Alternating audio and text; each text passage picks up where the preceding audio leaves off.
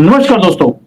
कई लोग हमारी वीडियोस पे आकर एक दो चीजें बोलते हैं कि मोदी ने पिछले 10 साल में ये नहीं किया, वो नहीं किया। उनको ये नहीं मालूम कि मोदी जी ने एक ऐसा काम किया है कि पूरे दुनिया में शंखनाद उन्होंने बजा दिया है। पहली बात ये कि वर्ल्ड ऑर्डर चेंज हो रहा है। अब तो रशिया के पुतिन ने बोल दिया कि सिंगल जो पोलर वर्ल्ड था उसकी बजाय अब मल्टी पोलर वर्ल्ड क्रिएट हो रहा है। पूरे वर्ल्ड की जो अलायंसेज है वो चेंज हो रही है। लेकिन अलायंसेस इतने बड़ा मैटर नहीं करता जितना बेस जो हर कंट्री का हिला कर रख दिया इस डीप स्टेट ने, लिब्रांडुओं ने, वामपंथियों ने, इन सबको अब हिलाकर निकाला जा रहा है। Not only in Bharat, Bharat ने तो शुरुआत करी, लेकिन उसको आपको आपको दस्तक दिखाई देती है यूरोप के अंदर, अमेरिका के अंदर और हर कंट्री में कि जो मोदी कर रहे हैं वही बाकी कंट्रीज भी करती जा रही है। अब तो योगी जी का जो मॉडल है, अभी मोदी जी की बात करें, योगी जी को मैं कैसे भूल सकता हूँ क्योंकि मंजरी जी सामने है। और जो योगी जी का मॉडल है वो भी पूरी दुनिया में कॉपी हो रहा है। हमारी मिलोनी, उसने भी वहां पर अब ये जो जेसीबी होती है वो चलानी शुरू कर दी। और देख रहा हूं मैं हर एक कंट्री में अब जेसीबी मॉडल जो है, बुलडोजर मॉडल, वो चलना शुरू हो गया।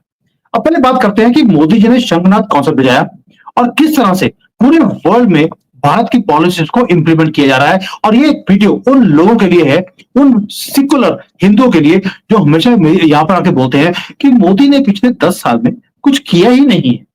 मनीष जी, जय श्री राम। मनीष जी, ये जो सिकुलर हिंदू है, ये सेकुलर नहीं है, सिकुलर है। और ये सेकुलर हिंदू को मोदी का कोई काम दिखता ही नहीं है, जबकि वर्ल्ड के लीडर्स को दिखाई भी देता है और इंप्लीमेंटेशन भी चल रही है। कुछ लोगों को सूरज का को दिया दिखाने की आदत होती है। और कुछ लोग क्या करते हैं, कमरा बंद करके सारे पर्दे डाले तो फिर कहते हैं सूरज निकला नहीं, इस समय तो लाइट ऑन की है मैंने, तो इस समय रात है। तो ये वो सेक्युलर हिंदू जो है उसी जमात को बिलोंग करता है। देखिए, इस समय हम वाकई वर्ल्ड लीडर है। दो ओपोनेंट है, पुतिन और जेलेंस्की।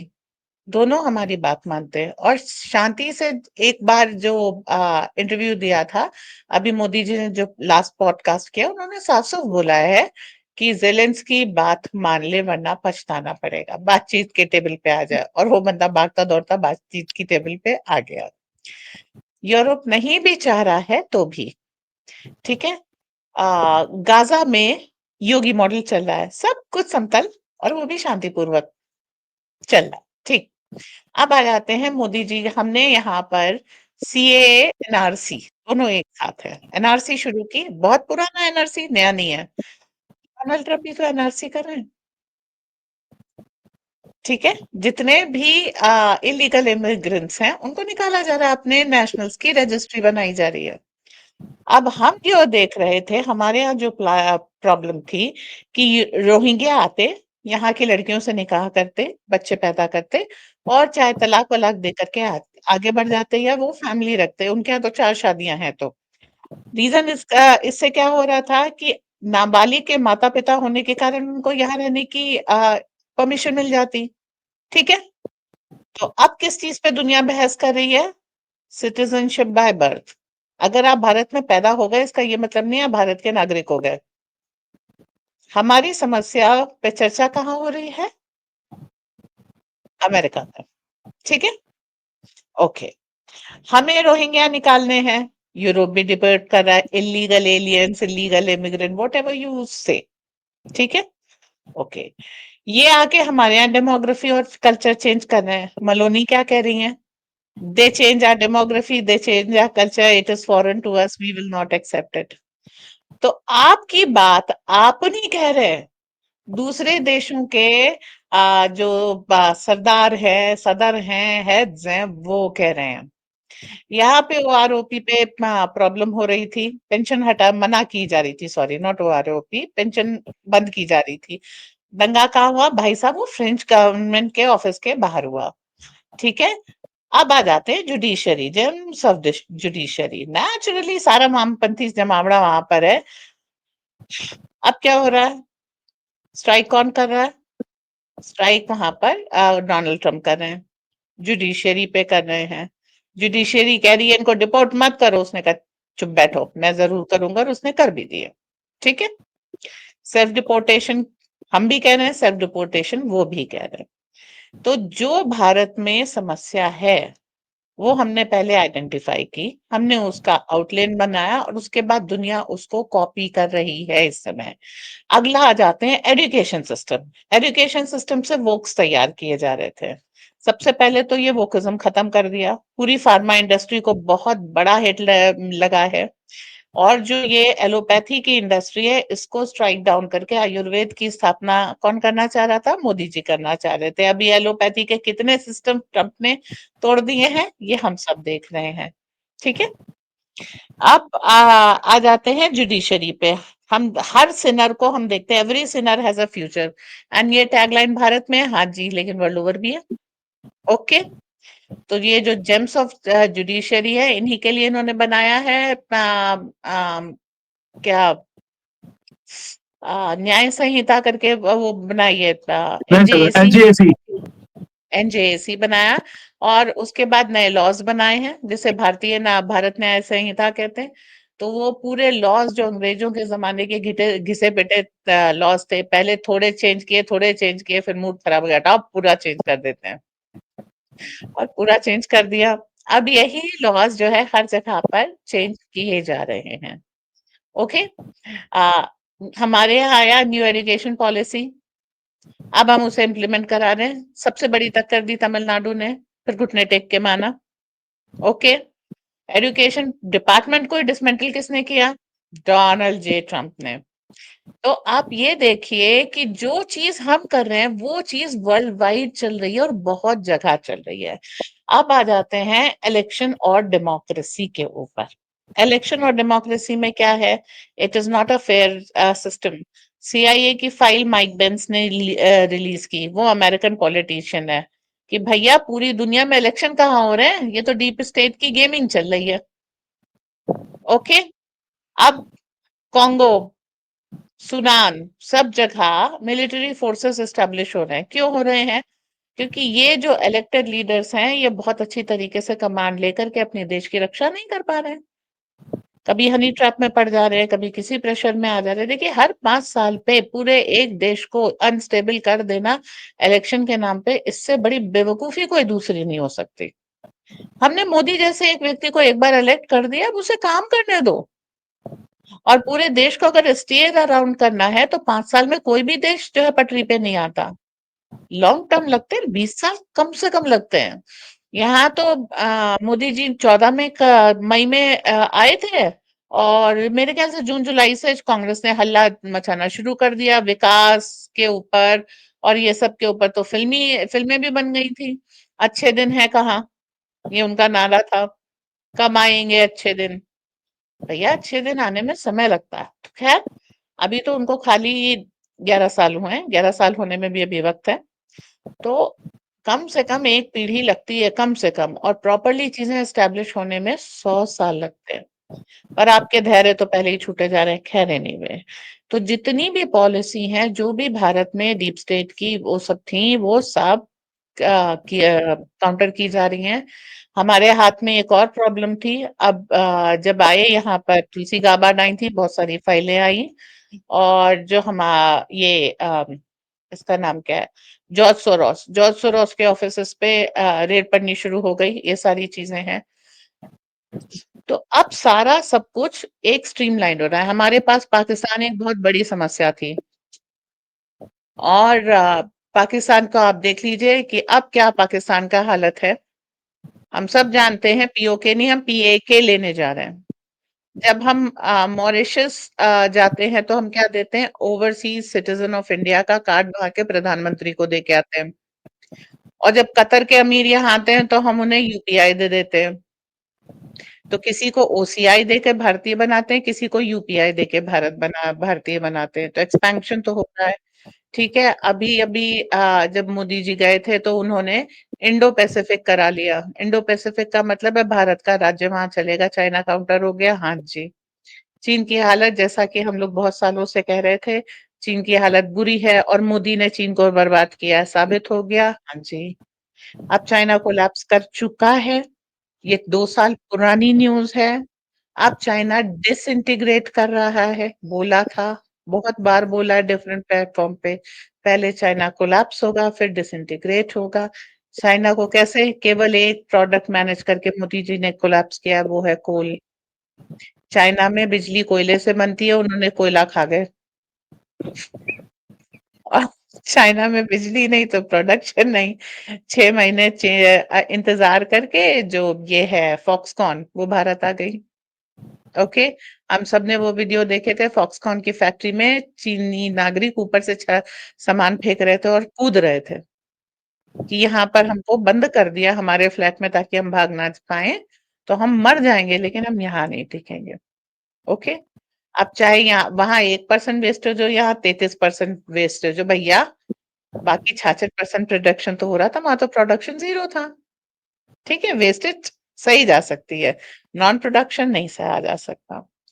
तो जो जो भारत के रास्ते में इस समय आ रहा था उसको मैनेज करके अब केस क्या है, अब डीप स्टेट वर्सेस वर्ल्ड कर दिया मोदी ने। अमेरिका भी हमारे साथ है, हम पहले बोल चुके हैं, बहुत बार बोल चुके हैं, क्वाड बन रहा है। किस किस का? नेतन्याहू, पुतिन और ट्रम्प और Donald Modi. Trump, Modi. Donald Trump और मोदी, ये क्वाड बन रहा है। और जिसमें जो है ये सारा काम हो रहा है। जो सीरिया में हमको बुलाया गया था वो इसलिए कि हनूद और यहूद की लड़ाई हो जाए, ये आज मैं बोल रही हूँ, अभी से पहले ये नहीं बोला है। हनूद और यहूद, हनूद कौन है? हिंदू।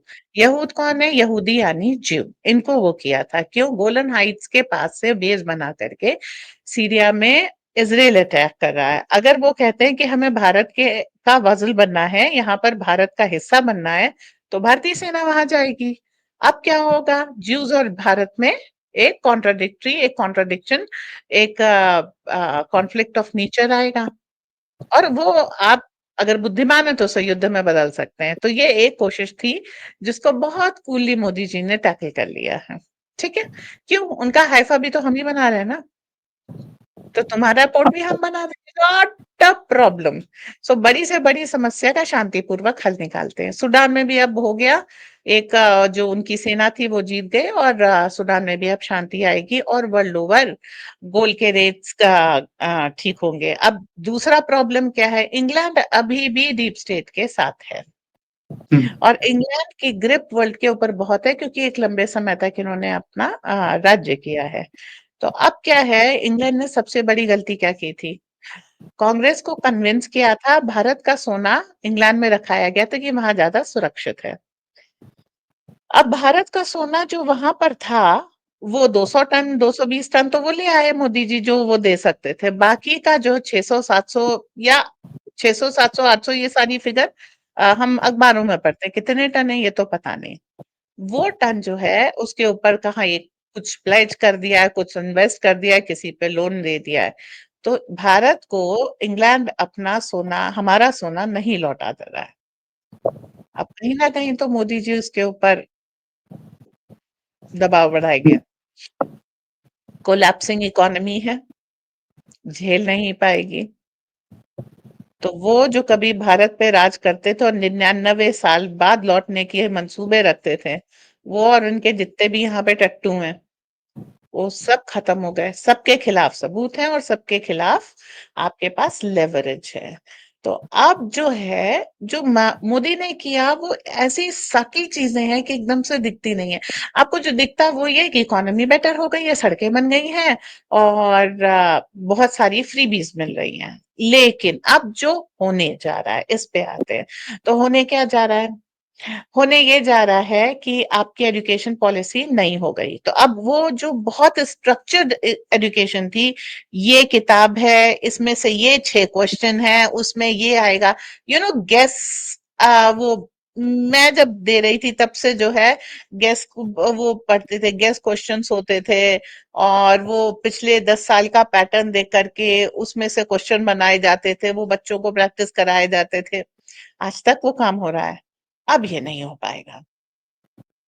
पढ़ाई का मतलब पर्टिकुलर क्वेश्चंस का आंसर देना नहीं होता, पढ़ाई का मतलब होता है ज्ञान। अभी ऑफ लेटली आप क्या देख रहे हैं? डिग्री वर्सेस टैलेंट हो रहा है। हम्म। ठीक है, तो जब डिग्री वर्सेस टैलेंट है तो डिग्री की वैल्यू कम निकली, चाहे आप हार्वर्ड से पास हो, चाहे भारत के किसी उससे।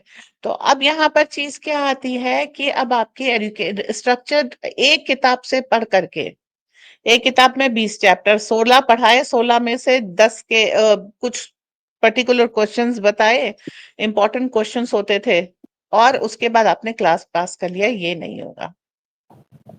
Anything and everything in under the sun related to that topic has to be on your fingertips, otherwise you are not a student. एक साथ इम्प्लीमेंट नहीं होगी, लेकिन धीरे धीरे ये चीज इम्प्लीमेंट होगी। एजुकेशन को स्ट्रक्चर करके ब्रेन को कैसे मैनेज करते हैं ये हमने देख लिया।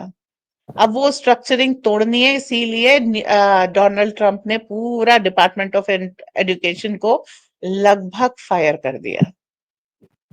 ना रहेगा बांस ना बजेगी बांसुरी। आप यहाँ पर कोशिश कर रहे थे एनसीईआरटी की बुक्स रेगुलेट कराने का, फिर ये क्या निकला, चलो ट्रम्प तुम जरा एक्सपेरिमेंट करो, उसके बाद मैं भारत में लागू करूं। ठीक है, तो अब वहां पर डिपार्टमेंट ऑफ एजुकेशन फायर हो गया है। Okay fine. दूसरा समस्या थी उनकी इंटेलिजेंस, नेचुरली सीआईए वगैरह पे बहुत बड़ी कुठार पड़ी है।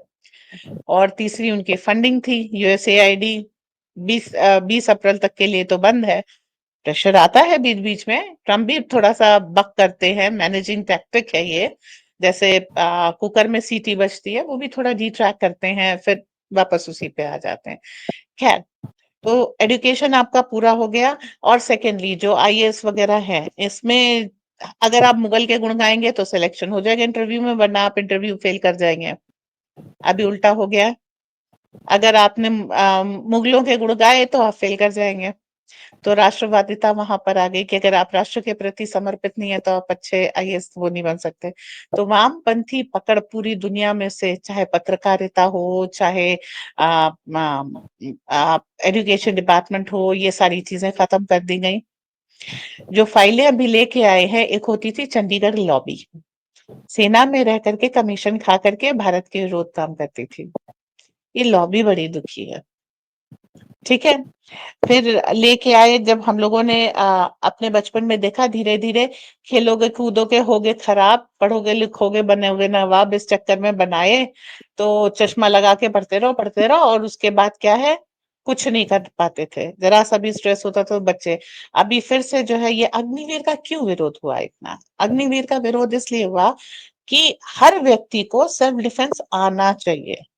कुछ हम्म। मूर्ख कहते हैं पुलिस आएगी, तो वो मैं हैरी पॉटर का एक डायलॉग है, जब वो कहता है कि एक सांप का नाम लेके कहता है वो कब आएगा, तो वो तो बुलाने पे आएगा। तो पुलिस तो बुलाने पे आएगी। ठीक है, अब अगर तो तब तक क्या करोगे भैया, हाथ पैर चलाओ, अपना डिफेंस करो, तो क्या होगा, कुछ लोगों की दंगा करने की ताकत खत्म हो जाएगी। और आप जो लोगों को ब्लैकमेल कर रहे थे, ब्लैकमेलिंग पावर आपकी खत्म हो जाएगी। बंगाल में क्या होगा, बंगाल में क्या, जब लोग वोट डालने निकलते हैं तो उनके ऊपर टीएमसी के कार्यकर्ता हमला कर देते हैं। इससे पहले लेफ्ट के करते थे। तो आप वोट डालने क्यों नहीं जा पाते हैं? क्योंकि आपको ये नहीं पता कि सेल्फ डिफेंस कैसे करेंगे। ठीक है, अब पूरे मोहल्ले को सेल्फ डिफेंस आता है, रोक लो, 4 गुंडे आके रोक सकते हैं? बिल्कुल नहीं, उनको काउंटर कर दिया जाएगा। तो आपको अगर डेमोक्रेसी में वोट भी डालना है, तो इस भारत में ऐसी व्यवस्था है कि आप वोट डालने नहीं जा पाएंगे। किसको डालेंगे वो तो दूर की बात है, आपका वोट कोई और डाल रहा है, राइट? तो या फिर वो निर्विरोध निर्वाचित हो रहा है। आपने पर्चा भरा, घर की लड़की उठ गई। अब या तो तुम नेतागिरी देख लो या बच्ची बचा लो। ठीक, तो अब ये सारी चीजें, अब क्या है, एक सेट पैटर्न था, उसको डिलिमिटेशन के थ्रू मोदी अब तोड़ रहे हैं। अब ये डिलिमिटेशन क्या है, इसको समझ लीजिए। हम्म। एक डिस्ट्रिक्ट है, डिस्ट्रिक्ट में सीमाएं बना दी कि एक जैसे वहां मिल्कापुरी है, एक अलकापुरी है, एक दिल्ली की हम के नाम ले रहे हैं, और इस तरीके की एरिया है, ये कंस्टिट्यूएंसी है, इनसे एक बंदा चुनकर आएगा, वो इस एरिया को रिप्रेजेंट करेगा। अब क्या हुआ कि एक पर्टिकुलर कंस्टिट्यूएंसी में आबादी ज्यादा हो गई और दूसरों में बहुत कम है। ठीक है, तो दूसरे एक व्यक्ति आसानी से जीत गया भाई, जिसको 10 लाख लोग मैनेज करने उसको मेहनत ज्यादा करनी पड़ेगी। जो 2 लाख के उससे जीत के आएगा उसको मेहनत कम करनी पड़ेगी। 10 लाख और 2 लाख दोनों की वैल्यू एक, बहुत नाइंसाफी है। अब उन्होंने क्या किया कि मिनिमम पे ले आओ, ठीक है। 2 लाख के ऊपर हम एक कंस्टिट्यूएंसी बना देते हैं, जहां कम है वहां एरिया बढ़ा देते हैं, और जहां सघन है वहां छोटे छोटे 4 एरिया बना देते हैं। अब इसका असर क्या हुआ? आपका ये एक समीकरण था इफ्तारी खाकर के इलेक्शन जीतने का, वो हम्म। खत्म हो, वो बिल्कुल खत्म हो गया। अब जो है विपक्ष जो चिल्ला रहा है वो ये चिल्ला रहा है, भाई अब मैं कंस्टिट्यूएंसी रही नहीं, वो मैनेज कैसे करूंगा? ठीक है। अब मैनेज करना आपको आता नहीं है, आप उतनी सीट निकाल ही नहीं पाएंगे अगर आप पॉजिटिव नहीं होंगे, क्योंकि नई कॉन्स्टिट्यूएंसी है, उसका नया समीकरण है। जब तक आप समझेंगे तब तो चिड़िया चुग गई खेत। ठीक। अब आपकी ग्राउंड पे लोगों में मदद होनी चाहिए, पार्टी स्ट्रक्चर्ड होनी चाहिए। अब ये जो लोकल दो दो एमएलए की पार्टीज हैं वो सारी की सारी फेल हो जाएंगी। ओके। जो मायावती आ, की पार्टी, नेशनलिस्टिक पार्टी जो यूपी के बाहर बमुश्किल कोई सीट है, यही स्टेटस अखिलेश यादव का है, यही इन ममता बनर्जी का। अब इनको ये नहीं समझ में आएगा, बंगाल में जब नई कंस्टिट्यूएंसी बन जाएगी तो उसको मैनेज कैसे करें, और इसलिए भाजपा निकाल ले जाएगी। तो आपने वो जो पुराना सारा सिस्टम था उसको डीस्ट्रक्चर कर दिया। और भारतीय संविधान में डिलिमिटेशन है, इसीलिए नई पार्लियामेंट का विरोध हो रहा था। वहां पर 576 सीट्स थी, यहाँ पर 800 है। 800 सीट्स किस लिए? जब डिलिमिटेशन होकर के भारत बनेगा तो जो नई सीट्स होंगी उनका रिप्रेजेंटेशन है, ठीक है। पर वहां पे सीट और ज्यादा है, क्योंकि जो भारत में नहीं थे एरिया वो वापस में जुड़ेंगे, उनका रिप्रेजेंटेशन भी जरूरी है। तो आप कुछ चीजें जो नहीं देखना चाह रहे, आपको अगर वो रिजल्ट चाहिए तो आपको बदलना पड़ेगा। किस चीज को? जो पुरानी परंपराएं, जो पुराने तौर तरीके नजर आ रहे हैं, सजाएं बदलनी पड़ेंगी, जजेस बदलने पड़ेंगे, पूरा लॉ और उसका इम्प्लीमेंटेशन, सारी चीजें बदलनी पड़ेंगी, ठीक है। अब एक केस मैं बताती हूँ, नानावती, जिसके ऊपर रुस्तम मूवी बनी थी अक्षय कुमार की, वो सबको पता होगा, नानावती केस। उस समय तक ज्यूरी हुआ करती थी। हम्म। हाँ, नाथूराम गोडसे का जब हम केस देखते हैं तो उस समय तक ज्यूरी हुआ करती थी। नेहरू ने वो ज्यूरी खत्म कर दी। ज्यूरी क्या करती थी? सामाजिक रिप्रेजेंटेशन है। फॉर एग्जाम्पल, एक कत्ल हुआ, अभी क्या है, जज साहब उसको सजा सुना देंगे जिसने मुख्तार अंसारी का कत्ल किया है। और अगर ज्यूरी होगी और वो व्यक्ति आकर के कहेगा कि इसने मेरी बहन उठा ली थी, और मेरी ही नहीं समाज में जाने कितनी बहनें उठाई थी, इसका मरना जरूरी था, तो समाज क्या करेगा? उसको सम्मानित करेगा कि आपने शुद्धता का काम किया है। पर जजेस क्या करेंगे? अरे भाई, कि एक पार्टी का वर्कर था, उसके कारण वो पार्टी वहां पर इलेक्शन जीत रही थी, तुमने उसको मार दिया, वो पार्टी इलेक्शन हार जाएगी। नेताजी का प्रभाव कम हो जाएगा, वो तो उसको फांसी पे लटका देंगे। तो ये जो ज्यूरी वगैरह ये सारी चीजें हैं, न्याय में सामाजिक पक्ष को लाने का कार्य, ये सब धीरे धीरे आएगा। तो मोदी नई व्यवस्थाओं की स्थापना कर रहे हैं जो विश्व को डीप स्टेट के चंगुल से निकाल रहा है, ठीक है। अब आ जाते हैं जो सबसे बड़ा काम मोदी ने किया। वो जो सबसे बड़ा काम किया वो है सनातन की पुनर्स्थापना। अभी ट्रंप ने आपका जो कहा बोला है एब्राहमिक अकॉर्ड, अब इसको मैं थोड़ा सा एक्सप्लेन करती हूँ। अब्रह्म मतलब ब्रह्म का विरोध, ठीक है। ओके। जब लगा देते हैं तो वो रिवर्स हो जाता है, ब्राह्मण अब्राह्मण मतलब जो ब्राह्मण नहीं है। ओके। सत्य असत्य मतलब जो झूठ है, सत्य नहीं है।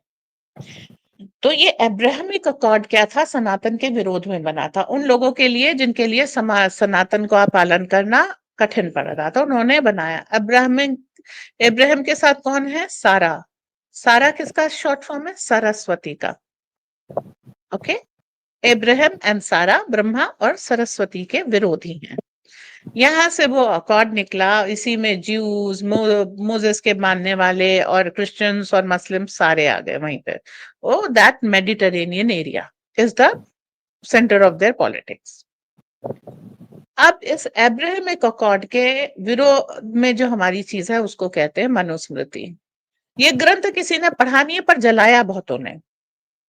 बल्कि ये कहे कि ये छपता इसलिए ताकि इसको जलाया जा सके, राइट। अब इस मनुस्मृति को जिसने नहीं पढ़ा वो बकवास तो कर ले, पर फैक्ट क्या? फैक्ट ये है कि उसमें अगर मेरे पास पैसे हैं और मैंने ट्रेन का टिकट नहीं लिया, ठीक, तो मेरी सजा होगी 4 टाइम्स। किसी के पास पैसे नहीं है और उसने ट्रेन का टिकट नहीं लिया, तो उसकी सजा क्या होगी? ट्रेन का टिकट ले लो। जानते बूझते प्लानिंग से किए गए अपराध की सजा ज्यादा होगी। अनजाने में या मजबूरी में किए गए अपराध को क्षमा भी किया जा सकता है, ये व्यवस्था है। एक खून हुआ है, जानबूझ करके लूटने के इरादे से किया गया है, उसको सजा ज्यादा मिलेगी। और एक हो गया अनजाने में हो गया या आत्मरक्षा में हो गया, उसमें कोई सजा नहीं मिलेगी। बट भाई डिसाइड कौन आपके करेगा? घर में आप हमेशा होता है। आप देखिए, अगर आपने आत्मरक्षा में फायर कर दिया तो ऐसा व्यक्ति इतना टॉर्चर होता है कि समाज में ये हो जाता है, हम अगर इस इंट्रूडर को मार देंगे तो हमारा क्या होगा? ये बहुत बार होता है। जबकि अकॉर्डिंग टू द लॉ, अगर वो जो है आपके प्रॉपर्टी पर बिना इजाजत घुसा है, तो आपका आत्मरक्षा में गोली चलाना या चाकू चलाना कुछ भी हक है आपका। लेकिन वो कानून के चक्कर ऐसे होते हैं कि अभी मेरे पड़ोस में एक घटना हुई। कुछ लोगों ने उन लोगों को मारा, गलत मारा, और उन्होंने एफआईआर लगाई, लेकिन पुलिस स्टेशन के ऐसे चक्कर लगे कि केस वापस ले लिया। बोले मैं जीऊं या पुलिस स्टेशन के चक्कर काटूं, न्याय तो नहीं मिलेगा, अगले 10 साल तक केस चलेगा। और ये उन्हें खुद सारे वकील और एक जज ने बताया कि भाई 10 साल तक केस चलेगा, तुम्हारे लाखों रुपए खर्च हो जाएंगे, रोज पेशी होगी, काम धंधा बाल बच्चे सब कुछ होगा, ठीक है, और सब कुछ इफेक्ट होगा, तो तुम्हें केस करना है कि नहीं? उन्होंने वापस ले लिया केस। तो ये हमारी जो ये सारी व्यवस्थाएं हैं मनुस्मृति में, वो कहते हैं ना, देर है तो अंधेर है। मतलब, ठीक है, justice delayed is justice denied. तो यस। अभी तो क्या है, कोई जरा सा केस है उसको इतना डिले कर देते हैं कि वो डिनाई हो जाता है। और जजेस को तो आज सब लोग कह रहे हैं, कोई भी उनको क्रेडिट नहीं है। तो ये सारी चीजें उस सिस्टम के हिसाब से, सनातनी सिस्टम के हिसाब से रखी जाएंगी, ताकि जो ओपन एंड शट केसेस हैं, जिनके वीडियो एविडेंसेस हैं, उसके ऊपर आप क्या इंक्वायरी कर रहे हैं, उस पे क्यों डेट पे डेट दे रहे हैं, उसका तो फैसला कीजिए। अब किराएदार और मकान मालिक के केस में है, किराएदार से मकान खाली कराइए, खत्म हो गया। 25 साल तक केस चलाने का क्या मतलब है? और अगर मतलब किराएदार केस लड़ सकता है तो मकान का किराया भी बढ़ा के दे सकता है, राइट। जजेस को ये बातें समझ में नहीं आती। और बहुत सबसे बड़ी बात जो मोदी जी ने की वो है उनकी प्रसाद योजना। अब प्रसाद योजना के बारे में लोगों को कुछ नहीं पता। प्रसाद योजना वो है कि जो मंदिर हैं उनको मोदी बनवा के देंगे। जैसे यहाँ पर एक रामल्ला टेम्पल है, यूनेस्को का है, ने उसे ले लिया वर्ल्ड हेरिटेज में। अब सबसे बुरी बात क्या होती है, वर्ल्ड हेरिटेज में जब यूनेस्को एक मंदिर को लेता है तो वहां आप पूजा नहीं कर सकते, वो एक स्ट्रक्चर है, बट वो टेम्पल नहीं रह जाता। तो यूनेस्को वर्ल्ड साइट में कांग्रेस जब दे देती थी तो आप रिपेयर नहीं कर सकते और आप वहां पूजा नहीं कर सकते। भाई साहब, वो हमारा मंदिर है, चप्पल पहन के आप वहां जाकर के टूरिंग पे नहीं जा सकते हैं। तो जो प्रसाद योजना मोदी जी ने निकाली वो ये कि वो मंदिरों को, जैसे सरकार ने जब मंदिरों से टैक्स लिया, मंदिरों के पूंजी ली, डोनेशन उठा लेते हैं, तो मंदिरों को मेंटेन करके दें। आप अक्सर देखेंगे पुराने मंदिरों में जाते हैं और पुराने मंदिरों में वहां पर आपके साथ धक्का मुक्की की जाती है, स्पेशल दर्शन होते हैं। सब चीजें खत्म होकर के वैदिक रूप से जैसे मंदिर चलते थे वैसे मंदिर चलेंगे, राइट? तो अब जो मंदिरों से कुछ ऐसे मंदिर हैं जिन जहां पर पुजारी नहीं है, जब पुजारी नहीं है तो फिर जो है मूर्ति चोरी करके ले जा रहे हैं चोर। ये सारी केसेस हम सुनते हैं। तो प्रसाद योजना में ऐसे मंदिरों का संरक्षण और पुनर्निर्माण सरकार कराती है। और बहुत सारे ऐसे मंदिर है जैसे संभल की जामा मस्जिद है, ये सब डिस्प्यूटेड स्ट्रक्चर हैं। कैसे? क्योंकि भाई देखिए, इनको एक शौक था हमारे मंदिर के ऊपर ही चढ़ा के नहीं मस्जिद बनानी थी। तो अब जो कुछ भी है उसको वो करेंगे, जिसको ये गंगा जमुना संस्कृति कहते हैं, उसमें वही वही कॉमन अब हो गया है। गंगा भी हमारी और यमुना भी हमारी। तो अब क्या है कि वो सारी मंदिर बना करके दे रहे हैं। राम मंदिर की पुनर्स्थापना से क्या हुआ? ये वो पहला मंदिर है जिसको हमने कब्जे से पूरी तरह मुक्त कराया। अब आप लोग कहेंगे कि इसमें सोमनाथ का बहुत बड़ा रोल है। जी नहीं, अगर आपको पता हो, बूढ़ा सोमनाथ ओरिजिनल मंदिर वो था। वो आज भी खंडहर है, उसका पुनर्निर्माण, उसका जीर्णोद्धार, उसका संरक्षण नहीं हुआ है। सोमनाथ का जो मंदिर है, शिव मंदिर है, वो दूसरे उससे कुछ 23 किलोमीटर दूर बना है। ओके। तो अभी आपने राम मंदिर क्या किया? उसी स्थान पर बनाया, वेद मंत्रोच्चारण से बनाया। तो आपने वो स्थान क्लेम किया। अब जैसे रानी अहिल्याबाई ने भी ज्ञानवापी से थोड़ी दूर पे वो मंदिर बनाया, जिसे आप विश्वनाथ मंदिर कहते हैं, पर एक्चुअल मंदिर कहाँ था? ज्ञानवापी में था। तो जब आप ज्ञानवापी लेंगे तो ये आपकी दूसरी विजय होगी। केशव देव मंदिर, जहां पर श्री कृष्ण जन्म स्थान था, ये स्वतंत्रता के बाद भी हिंदू मंदिर था। यहाँ पे ईदगाह बनाने का शुभ कार्य कांग्रेस ने किया है। इट वॉज अनडिस्प्यूटेड, इसको डिस्प्यूटेड कांग्रेस ने बनाया है। गणेश शंकर करके एक कांग्रेस लीडर था, उसने ये काम किया है। तो आप क्या करें? राम मंदिर वो पहला मंदिर है जिसको आपने रिक्लेम किया है।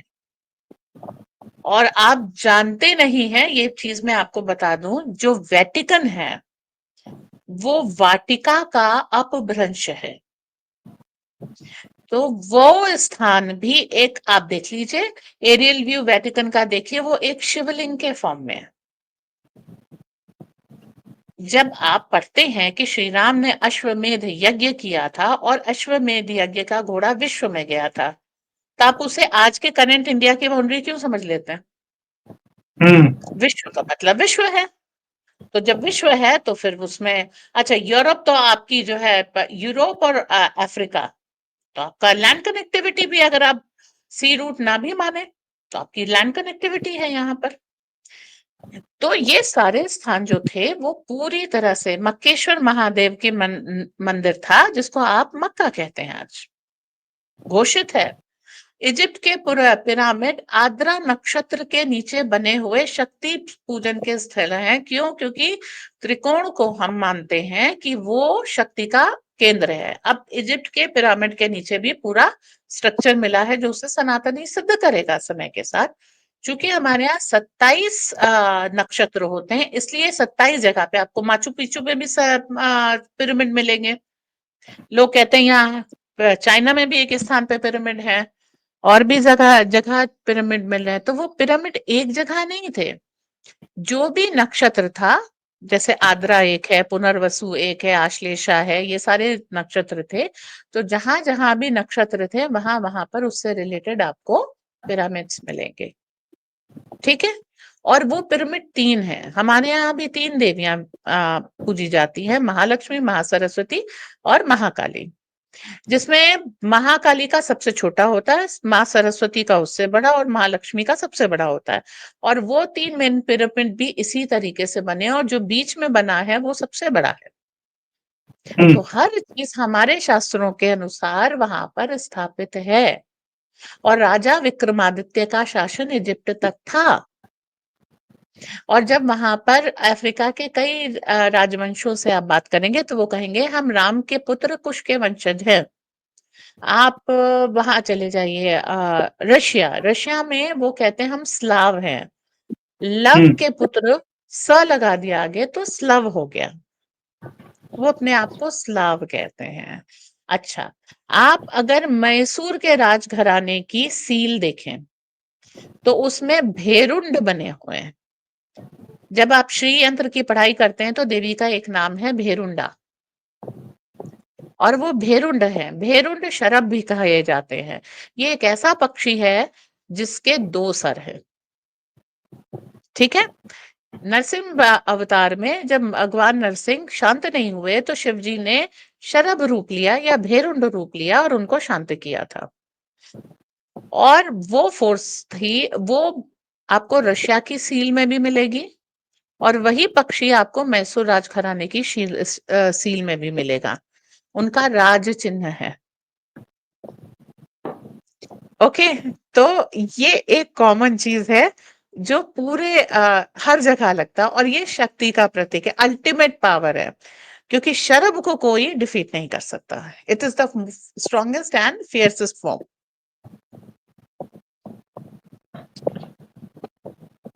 मंजरी जी, जिस तरह से आपने आज समझाया है ना सारा, कि हमने बात शुरू करी थी आप मोदी जी जो का जो मोदी कर शंखनाद रहे है। हैं वो इस सनातन, हाँ, जो लड़की का नाम हिंद रखेंगे, एक जॉन्टी रोड्स इंडिया रखेगा, फिर वहां पर सऊदी में भी मंदिर बनेगा। ठीक है। तो ये सारी चीजें आपकी होंगी। अच्छा, पुत्री का नाम अगर हिंद रखा है तो भारतीय संस्कृति के हिसाब से उसकी रक्षा भी होगी, इस्लामी संस्कृति के हिसाब से तो होगी नहीं। ये वही रीजन है जहां एक समय यजदी लड़कियां जला देते थे ये लोग, जो बिकने से मना कर देती थी। ओके। यजीदी भी क्या है? यजीदी भी मोर की पूजा करने वाले ऐसे भगवान की पूजा करते हैं जो मयूर की सवारी करते हैं। मयूर हमारे पास 2 लोगों के पास है। एक कृष्ण के साथ मयूर दिखाते हैं, एक श्री कार्तिकेय का वाहन मयूर है। हम्म, राइट। तो सारी संस्कृति थी तो हमारी। अब आपको एक सबूत और देती हूँ। पांडु की दूसरी पत्नी का नाम था माद्री। वो मद्र देश के राजा की पुत्री थी। उनका नाम क्या था ये नहीं पता, माद्री इसलिए कहते थे क्योंकि मद्र देश के किससे आई थी। Madrid is a city still found in Spain. Hmm, okay. Scandinavia is a country, we all know. इसका संस्कृत नाम स्कंदनावीय था। ओके। अंगलाई देवी, अंग देश जिसका राजा कर्ण था, अंगलाई देवी का उपासक था। इंग्लैंड नाम का एक देश हम आज भी जानते हैं, जिसकी तमसा नदी, जिसे आज थेम्स कहते हैं, उसके किनारे महर्षि अत्रि का आश्रम था, जहां आदि गुरु दत्तात्रेय का जन्म हुआ। ओके। तो मोदी रिक्लेमेशन पे लगे हैं, और जब ये सारी चीजें रिक्लेम होंगी तो आप समझ सकते हैं। हम लड़की को क्या कहते हैं? कन्या। अफ्रीका में एक देश है उसका नाम है केन्या। मुंबा देवी हमारी आ, जो है मुंबई की अधिष्ठात्री देवी है, जिसको बाद में बॉम्बे कह दिया गया था। मुंबी एक देवी है जो श्री कार्तिकेय की पत्नी है, और वो देवी कहाँ वर्शिप की जाती है? अफ्रीका। अभी मोदी ने एक जॉइंट नेवल एक्सरसाइज की है जिसमें सेशल्स है, मॉरिशस है। तो what he is reclaiming Indian ocean. इसको दिया किसने था? इसको नेहरू ने दिया था। कितनी जमीन, कितना अपना 200 नॉटिकल माइल तक रखा था। मोदी ने क्या लिया? जिसे आप साउथ चाइना सी कहते हैं, इंडो पैसिफिक हो गया, और पूरे हिंद महासागर को ले लिया, और उसमें भी जगह जगह अपनी मिलिट्री ड्रिल्स कराने शुरू कर दी। अब मिलिट्री ड्रिल कराने का मतलब क्या बेटा? अपना क्षेत्र अपने अधिकार में ले लिया, भारतीय नौसेना का वहां पर बेस स्थापित हो गया। अब आ जाओ। डिएगो गार्सिया एक वो स्थान था जिससे इंग्लैंड पूरे भारतीय महासागर पे, हिंद महासागर के ऊपर नजर रखता था। चाइना तो मालदीव वगैरह सब जगह पहुंच गया था, सबको मालूम है। अभी हाल फिलहाल की घटना है। तो तो श्रीलंका लिया, हाँ जी। मालदीव लिया, हाँ जी। मॉरिशस को तो आप ओसीआई ही थमाया है। और इंडोनेशिया का तो प्रधानमंत्री अनप्रोवोक्ड कह रहा है कि भाई मेरा डीएनए भारत है, भारतीय है, चेक करा लो। ठीक। तो सारी चीजें तो आप रिक्लेम कर रहे हैं। तो राम मंदिर से क्या निकला? राम कौन है? मर्यादा पुरुषोत्तम। तो विश्व में मर्यादा की स्थापना कौन कराएगा? मर्यादा पुरुषोत्तम के मंदिर को बना करके विश्व में मर्यादा की स्थापना भी करानी है। वो मर्यादा कहाँ आएगी? उसकी गाइडलाइंस आपको मिलेंगी मनुस्मृति से। तो वो जो सनातन सभ्यता और संस्कृति थी जिसको आप सिर्फ गाली देते थे, उसकी स्थापना कर रहे हैं। अच्छा, बहुत सारा मोह भंग भी हो रहा है। आप देखिए, अभी तक ये पुजारियों के पास ऊपर इल्जाम लगाते थे पर इनके पास सबूत नहीं होता था। पर पादरियों के पीडोफिलिया के सबूत भरे पड़े हैं और लोगों ने विलिंगली चर्च छोड़ा है। राइट। मदरसे में पीडोफिलिया के बहुत सारे केसेस हैं। अभी कल ही परसों में एक निकल के आया था। राइट। तो आए दिन आप देखते हैं औरतें चप्पलों से, डंडे से मौलवियों की पिटाई करती हैं, क्यों? उनके बच्चों के साथ वो गलत काम करते हैं। उन देशों की, ओ वो सॉरी, उन धर्मों के अनुयायियों का अपने धर्माधीशों से और अपने धार्मिक स्थलों से मोह भंग हो गया है। आप मोलेस्टेशन की घटना आप इसके हज के दौरान देख लेंगे। वो अपनी औरतों को घेर के चलते हैं कि उनके साथ ये सारी घटनाएं ना हो। राइट। ऐसे में आप कुंभ स्नान करने जाते हैं, एक भी घटना नहीं होती। पर कुंभ में बिछड़े भाइयों के ऊपर हिंदी फिल्म इंडस्ट्री ने कम से कम 200-300 मूवीज तो बनाई होंगी। मोर देन ठीक है, दैट। More than that.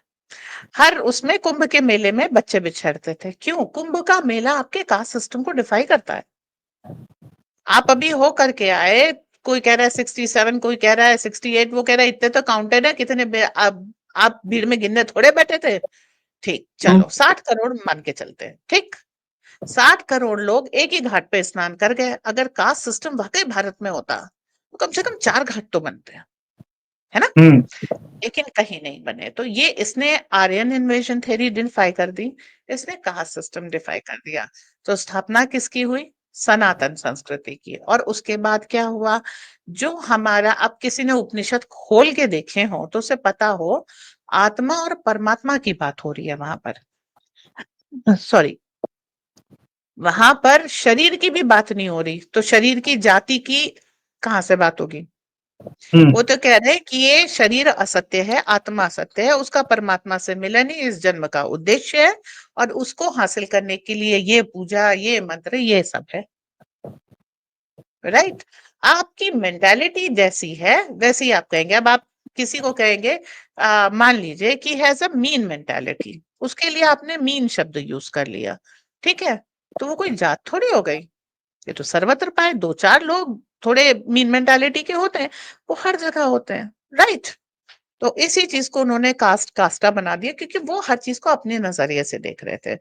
तो यूरोप में और मिडिल ईस्ट और सब जगह पर लोग वो रिलीजन छोड़ रहे हैं जो उनके बच्चों पे अटैक कर रहा है। फिर उन्होंने बहुत जोर शोर से बौद्ध धर्म को उठाया, पर उनके प्रश्नों का उत्तर वहां भी नहीं मिला। ना हीनयानों में मिला, ना महायान में मिला। पर जो जो भारत आया उसको सनातन में उसका उत्तर मिला। और इसीलिए बड़े बड़े सेलिब्रिटी, चाहे स्टीव जॉब्स हो, चाहे कोई हो, जुकेरबर्ग हो या ये हो वो हो, सबको जो है भारतीय संस्कृति में आस्था धीरे धीरे आने लगी और स्वतः कन्वर्ट होने लग गए। हम कहीं नहीं जाते कहने के लिए रालिव गालिव चालिव। हम ये नहीं कहते कि सनातनी नहीं बनोगे तो मार देंगे, ये कर देंगे। हम जाते ही नहीं, हटाओ। हम अपने घर में जब सुधर जाओगे तो हम मान लेंगे सनातनी बन गया। राइट। तो हिंदू को आप कन्वर्ट करते हुए कभी नहीं देखोगे।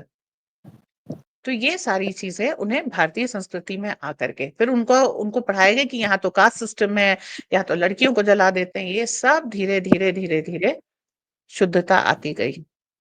जैसे ही सोशल मीडिया आया, इन्होंने फेसबुक क्यों बनाया था? इसलिए ताकि लोग अपना स्टेटस शेयर करेंगे, दूसरे लोग जेलस होंगे, गॉसिपिंग होगी और दुनिया उसमें उलझ जाएगी। पर हम भारतीय ठहरे औंधी खोपड़ी के लोग, हमने उसमें नेशनलिज्म और सनातन घुसा दिया। अब फेसबुक का पूरा रूप रंग, यूट्यूब का पूरा रूप रंग, जितने सोशल मीडिया प्लेटफॉर्म है उनका रूप रंग बदल गया। इसने मेन मेन मीडिया को, मेन स्ट्रीम मीडिया को काउंटर कर दिया। फैक्ट्स के साथ किया और लिमिटेड पहुंच होने के बावजूद किया, रिसोर्स लेस होकर के भी किया। तो अब सनातन की इसीलिए स्थापना हो रही है क्योंकि सत्य को ये आप छुपा नहीं सकते। और ये जो ऑटो कन्वर्जन हो रहा, चर्चेस में गणेश प्रतिमा ले जा करके हम वहां गणेश उत्सव जब मनाने लग जाते हैं, पहले हमने किराए पे लिए फिर खरीद लिए, राइट। और जहां हमको मिल गया अच्छी स्ट्रॉन्ग भारतीय कम्युनिटी मिल गई, वहां तो हमने पूरा पूरा उठा करके जमीन खरीद के मंदिर बना दिया। डीप स्टेट क्या कर सकता था? खालिस्तानियों से अटैक करा सकता था, करा दिया, कोई फर्क पड़ा? मंदिर तो वैसे ही चल रहे हैं, हिंदू तो वैसे ही आ रहा है, ठीक है। कोई डरा? कोई नहीं डरा। अच्छा, एक बात और बता दूं, जो भारतीय यहाँ से जाता है और उसके जब बच्चे हो जाते हैं तो उसे लगता है ये अंग्रेज नहीं बन जाए। तो Yes. जैसे आप कहते हैं ना, बंदे दा पुत्तर बनाने के लिए वो अपने बेटे बेटी को लेकर के मंदिर जरूर जाता है। हम हर हफ्ते जाए ना जाए, वो लोग जरूर जाते हैं। और जितने दिन मैं विदेश में थी, मैं भी यही करती थी, हर हफ्ते जरूर जाती थी कि मेरी बेटी को मेरी बेटी एक दिन आई और उसने अपने हार्ट पे हाथ रखा ऐसे करके, बहामास इज माय कंट्री। नहीं नहीं, इंडिया इज योर कंट्री। तो हम फिर उनको सिखाने लगते हैं कि भाई आपका देश क्या है, परदेश क्या है, यहाँ हम रहते हैं पर ये हमारा देश नहीं है, आपकी लॉयल्टीज वहां पर नहीं हो सकती। तो ये चीज हम सब बताने लग गए कि भाई आप अपने माता पिता को जवाब मत दीजिए, आप भारतीय हैं, माता पिता के प्रति, गुरु के प्रति श्रद्धा रखना आपका धर्म है, और वो चीज हम वहां पर जाकर के ज्यादा फॉलो करते हैं। एक आध बिगड़ते हैं, दैट इज ओके। तो इस चीज को सम्मानित किसने किया? कांग्रेस गवर्नमेंट तो भारतीयों को वहां पर पूछती नहीं थी। जब हम्म। मोदी आए तो उन्होंने भारतीय दूतावासों का स्वरूप बदला। आज भारतीय डायस्पोरा वर्ल्ड का स्ट्रॉन्गेस्ट डायस्पोरा है। और वो क्या है, जब संगठित होने लगे विदेश में तो अपनी सभ्यता, अपनी संस्कृति की धमक होने लगी। और सबसे बड़ी धमक हमने कब देखी? मेडिसन स्क्वायर में देखी, जब ट्रंप आए थे मोदी के पीछे पीछे। अब की बार ट्रंप सरकार, उसने स्थापित कर दिया कि जो ओवरसीज इंडियंस हैं, how important they are for India. इससे पहले कांग्रेस ने यूनाइट किया था, किस लिए? सबके पैसे लेके लूट के खा गई। वो उधार किस पे था? अब क्या है, जितने विदेश में गए भारतीय हैं वो कभी भारत पैसा नहीं भेजेंगे। तो उसके लिए मोदी ने क्या किया? सबके पैसे वापस किए और धीरे धीरे जोड़ा कि इस गवर्नमेंट का वो एटीट्यूड नहीं है जो कांग्रेस का था। तो पर्सनली जा जा करके भारत की इमेज चमकाई है। मोदी इज अनकरप्टेबल, ये मोदी ने नहीं कहा, मोदी के विरोधियों ने कहा। Modi is a hard bargainer, Modi ने नहीं कहा, मोदी के विरोधियों ने कहा। तो जो कुछ भी आपने भारत के विरोध में मानसिकता बना रखी थी और देश में और विदेश में भारतीयों को बदनाम करके रखा था, मोदी ने उस सब को शुद्धता दी। और योग की स्थापना और आयुर्वेद के काढ़े की स्थापना कोविड वगैरह में इस तरह से कराई कि अब एलोपैथी को होम्योपैथी, और सबसे बड़ा खतरा आयुर्वेद से है। उनके मॉडर्न कल्चर को सबसे बड़ा खतरा हमारी सनातन सभ्यता संस्कृति से है, जिसको अब हम रिक्लेम कर रहे हैं, और संभल इसका बहुत बड़ा उदाहरण है, Yes. राइट। तो और पाकिस्तान सबसे बड़ा उदाहरण बनने जा रहा है। बांग्लादेश, सफाई चल रही है बांग्लादेश में, आपको शुद्ध होके मिलेगा, आपको ये परवाह नहीं करनी वहां कितने हैं क्या है। और विश्वास कीजिए, जैसे पाकिस्तान के लोग इंतजार कर रहे हैं कि हाँ भाई, अब हम सम्मान से अब पहले भी पाकिस्तानी कहते थे हम भारतीय हैं, पर वो झूठ होता था। पर अब वो समय आ रहा है जब पाकिस्तानी कहेंगे कि हम भारतीय हैं और वो सच होगा, ठीक है। अब आप वो लिस्ट निकाल लीजिए जिसमें 1935 में बर्मा अलग हुआ था। तो मोदी क्या, मणिपुर के जो गवर्नर वगैरह हैं वो सबसे बात करके क्या कह रहे हैं? आपका चिन्ह प्रदेश चाहिए, और वो मिल जाएगा। तो चिन्ह प्रदेश से भागेगा कौन? चाइना भागेगा भाई साहब, राइट। तो ये सारा जो है सब कुछ हम रिक्लेम पे लग गए हैं। और जब आप रिक्लेमेशन शुरू कर देते हैं, एक्चुअली आप पावरफुल तब होते हैं। उससे पहले जो थप्पड़ खा के घर चला आए, उसके 6 पैक हो या 8 पैक की फर्क पैंदा, पर एक तिनसुखिया पहलवान हो, बिल्कुल हड्डी का ढांचा, किसी ने उसे एक थप्पड़ मारा और पलट के दो दे आए, असली पहलवान तो उसी कहते हैं। तो सही बात। अब आपने पहलवानी शुरू कर दी है। वो तिब्बत जिसको चीन ले गया था। अब वहां पर भारतीय सेना ऊपर बैठती है और उसकी चौकीदारी करती है। चीन वहां पे ज्यादा छिटपुट कर नहीं पा रहा, और जितने वो कोशिश करता उसको हम काउंटर कर देते हैं। मैं पहले ही बता चुकी हूँ इसी शो में, कोल एक कमोडिटी को नियंत्रित करके हमने पूरी चीनी इकोनॉमी को नियंत्रित कर दिया।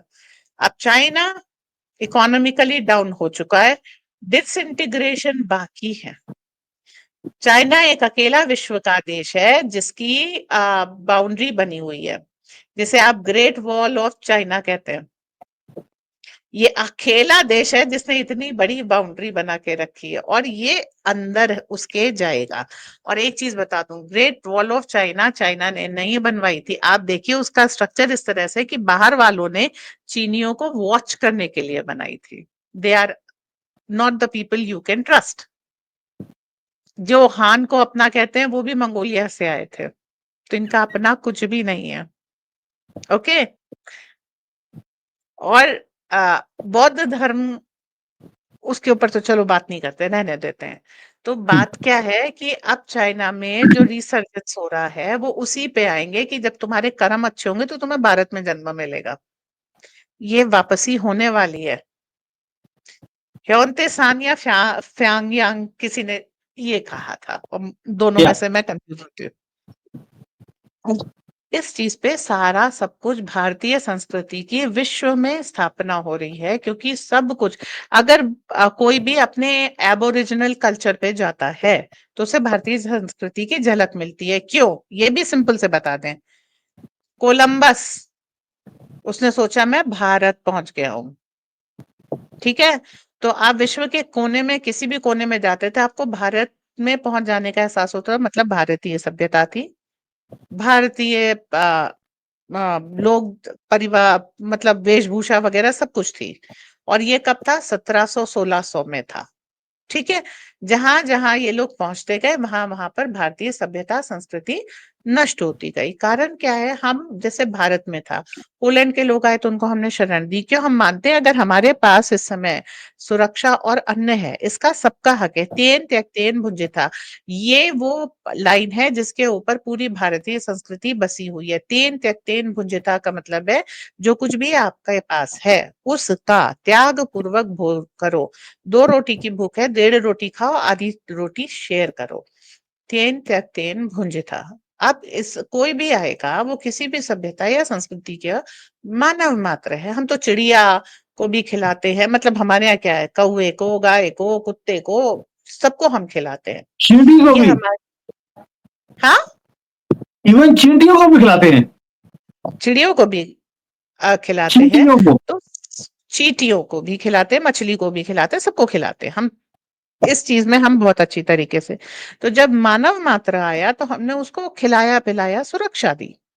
ये बात अलग है, उन्होंने हमारे सभ्यता संस्कृति को हम अंदर से अटैक किया। तो अब इस सब चीजों को लेकर के इसी इकोसिस्टम की, इकोलॉजी की स्थापना कर रहे हैं आप। जिसको हम वसुधैव कुटुंबकम कहते थे उसको ग्लोबल विलेज आपने कहा। तो लेकर के तो आप सारी वही चीजें लेकर के आ रहे हैं। तो अब हम उसको ये बोल रहे हैं, अभी तक आप हल्दी का पेटेंट कराते थे तो यूएन के बाहर हम नहीं बोलते थे कि हल्दी हमारी है, पर अब हम खुल के बोलते हैं नीम हमारी है, हल्दी हमारी है, गोबर हमारा है। इसका ये चीज बोधायन प्रमेय को पाइथागोरस आपने कहा है, इससे आपकी नहीं हो जाती। Baudhayana was old. कालिदास को आप इंडियन शेक्सपियर नहीं करेंगे, वो अंग्रेजी कालिदास था, अगर था तो।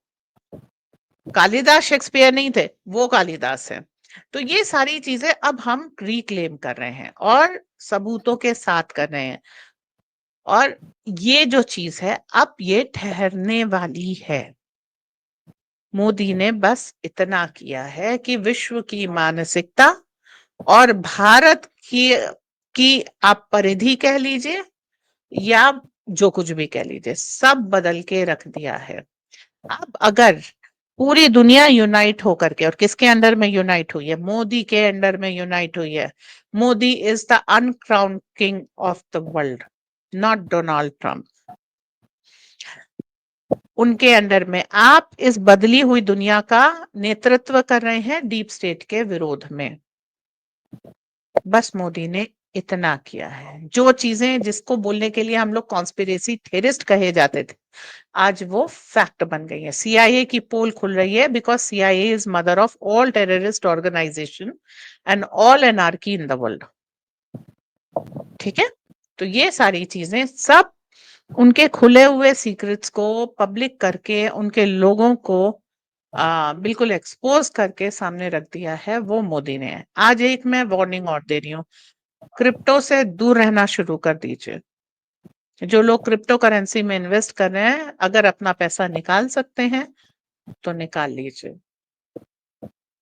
और डॉलर के मुकाबले रुपया मजबूत होने लग गया है। क्यों? मोदी सोना लेते आ रहे हैं और गोल्ड बैक करेंसी की का जमाना आएगा। हम्म, जी, मंजरी जी, ये शायद जिंदगी में पहली बार है कि 55 मिनट्स एक बच्चे की तरह मैंने पूरा सुना है, और मुझे लग रहा था कि आप बोलते रहे और मैं ये पूरा का पूरा एक मूवी की तरह मैं देखता रहूं और एंजॉय किया मेरे एक एक मोमेंट। मुझे नहीं मालूम कि लोगों को क्या समझ आएगा इसमें, क्योंकि आपने जैसे पूरा एक पिक्चर बना दी कि मोदी क्या कर रहे हैं। जो ये शंख बजाया है, ये शंखनाद का मतलब क्या है? कि जो सनातन का हमने शंख बजाया है, पूरे दुनिया में हम डंका बजाते जा रहे हैं, एक एक चीज को रिक्लेम कर रहे हैं, एक एक सिटी का, एक एक जगह का। जैसे अपने नाम आपने बताया कि क्या ओरिजिनल नाम था, अभी उन्होंने क्या कर दिया है, फिर गर्व आता है मुझे इसको देख के। And I think this was one of my best videos which have ever ever witnessed in person. So thank you so much for at least opening my eyes also. भाई आज तो आपने मुझे इतना ज्यादा चुप करा दिया है कि मैं योगी जी को भी भूल गया हूँ। इसके ऊपर मैं क्या बोलूँ आपको। तो Bajri ji, thank you so much for this insight. और जो ये वर्ल्ड ऑर्डर है जो दोबारा इमर्ज हो रहा है, मोदी जी जिसको कर रहे हैं, और इसके लिए वर्ल्ड की पावर्स को साथ में जोड़ा जा रहा है। जो हम करना चाहते हैं अगर एक्सक्लूसिवली हम करेंगे तो नहीं होगा। अब दुनिया की पावर जो दूसरी कंट्रीज हैं वो भी हमारे साथ मिलकर वही काम कर रही हैं। जो हमारी प्रॉब्लम्स है उनकी भी प्रॉब्लम्स वही हैं। हम भी करेंगे, वो भी करेंगे, तो एक मूवमेंट बनेगा। इसी से हर चीज ठीक होनी है। जैसे आपने बोला कि जुडिशियल सिस्टम को चेंज किया जा रहा है, एजुकेशन सिस्टम को चेंज किया जा रहा है, deep state versus the world हो रहा है। इवन कि यहाँ पर जो बाकी की प्रॉब्लम्स है, वामपंथी हैं, ये लिब्रांडो हैं, ये मीडिया सिस्टम्स हैं, इस सबको चेंज किया जा रहा है। सोशल मीडिया को और पावरफुल बनाया जा रहा है। जिस तरह से आपने एक एक मुद्दे को आपने टच किया है, भाई it is remarkable. I think today surrender in front of you. So thank you so much. जय सिया राम। Thank you. जय श्री राम।